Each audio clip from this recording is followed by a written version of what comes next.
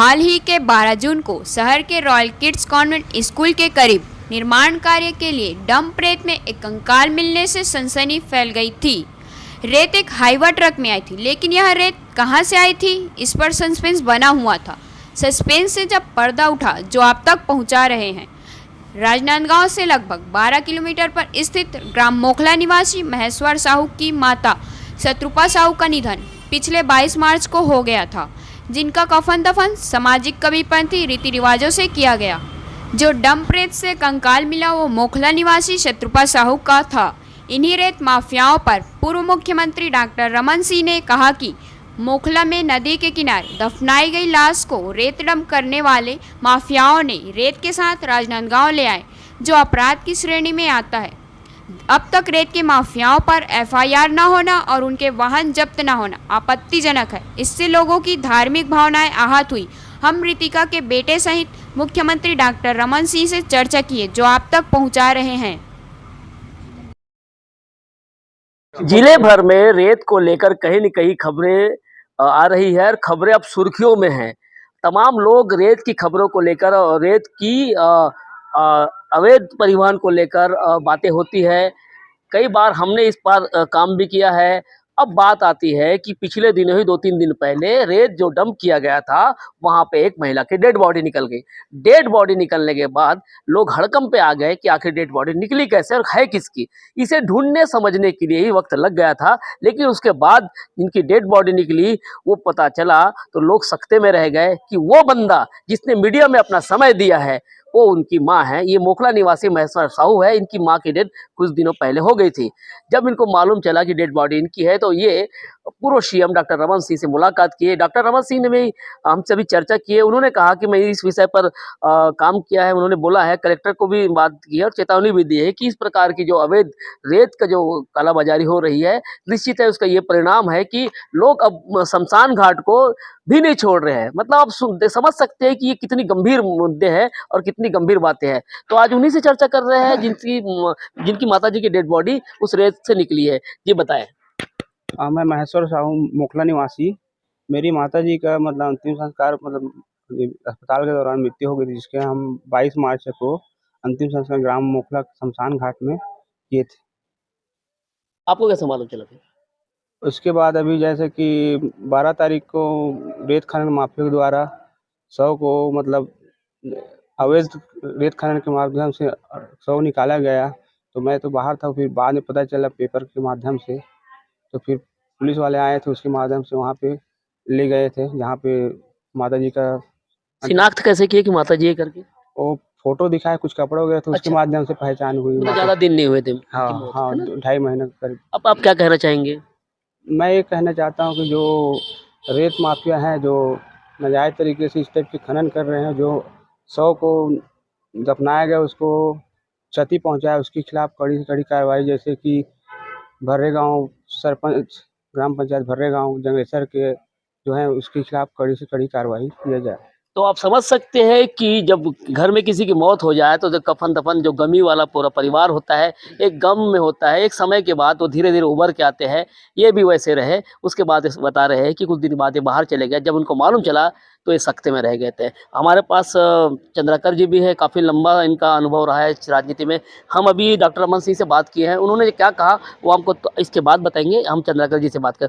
जी चंद्राकर जी बताए क्या? विगत 3 माह से भर्रे गांव सरपंच की मिलीभगत से और जिला खनिज अधिकारी की मिलीभगत से भर्रे गांव के रेत माफियाओं के द्वारा भर्रे गांव शिवनाथ नदी में अवैध रेत निकासी करके डंप करते हैं, फिर उसको जेसीबी हाईवा से बाहर अधिक दामों पे बेचते हैं।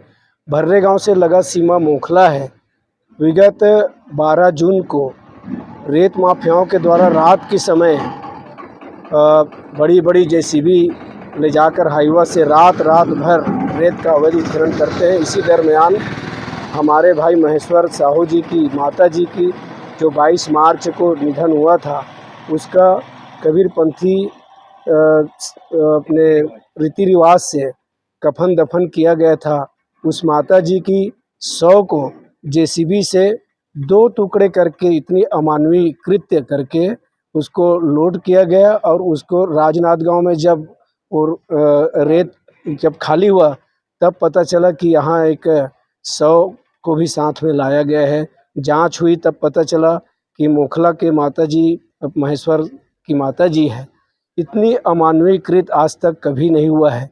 जबकि इस विषय में, अवैध रेत खनन के विषय में, हम लोगों ने हमारे गांव के ग्रामीणों द्वारा कलेक्टर को 15-20 दिन पहले लिखित में शिकायत हम लोग किए थे कि युगल सिन्हा है और मेघा चंद्राकर है। युगल सिन्हा कौन है?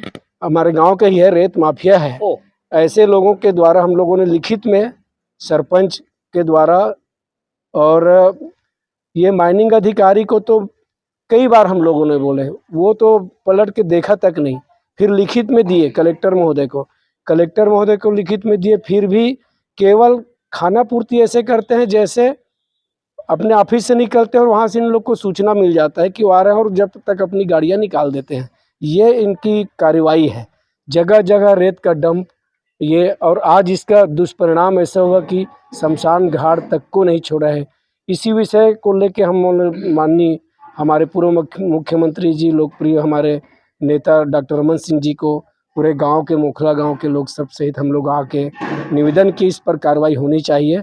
और डॉक्टर साहब ने कलेक्टर को इस विषय में चर्चा की और 5 दिन का समय दिए कि 5 दिन में यदि कार्रवाई नहीं करेंगे, जेसीबी जब्ती नहीं करेंगे, FIR दर्ज नहीं करेंगे, तो फिर आगे एक बड़ी आंदोलन, कलेक्टर का घेराव और खनिज विभाग के घेराव। क्या नाम था इनकी माताजी के? शत्रुपा साहू जी। चलिए, तो शत्रुपा साहू जी का जो निधन हो गया था उसके बाद इन्होंने कबीरपंथी के रीति रिवाजों से इनका कफन दफन किया गया। और ये कफन दफन होने के बाद जब मालूम चला तो अब ये बातें सुर्खियों में आई। सुर्खियों में आने के बाद जैसा कि बता रहे हैं कि कुछ रेत माफिया है जो अनाप शराब रेट में रेत का अवैध धंधा कर रहे हैं। वो आप देख सकते हैं और सुन सकते हैं कि परिणाम यहाँ तक आ गया है कि अब वे शमशान घाट वाले एरिया को भी नहीं छोड़ रहे हैं। ये राजनांदगांव के लिए ही नहीं, छत्तीसगढ़ के लिए शर्मनाक घटना है। और पूरे के पूरे समाज, कबीरपंथी समाज पूरी तरीके से आहत है। जो प्रक्रिया से वो शरीर का दाह संस्कार करते हैं, रीति नीति के साथ करते हैं। मोखला के स्वर्गीय शत्रुपा साहू का वहाँ पे दाह संस्कार हुआ और ये दाह संस्कार 22 मार्च को किया गया। पूरे गांव वालों की उपस्थिति हुई। मगर जिस प्रकार मोखला में, जंगलेश्वर में, भर्रे गांव में, पूरे क्षेत्र में खनन माफिया सक्रिय है और मुझे लगता है कि प्रशासन के सह है, माइनिंग अधिकारी जानता है, कलेक्टर की जानकारी में है।